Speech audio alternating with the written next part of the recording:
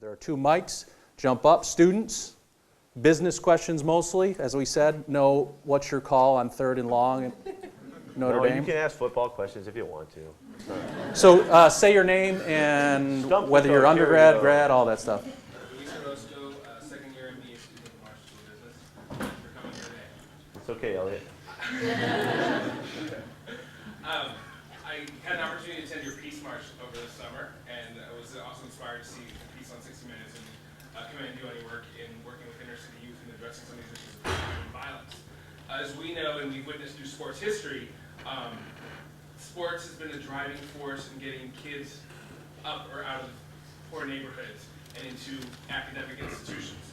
My question to you is what techniques you use, what methods you use to keep them engaged in school and not just focused on sports so that they can excel academically and keep their place on the team?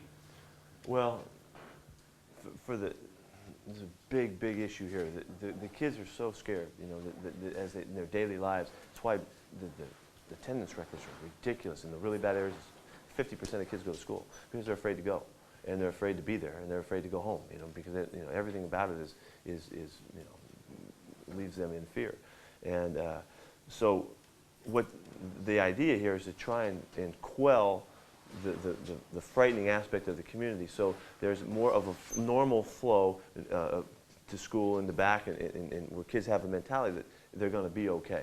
And you have to give them hope that everything's going to be all right. So that's a big issue for us. As far as it doesn't matter whether you're an athlete or not. The athletes do somewhat get a free pass.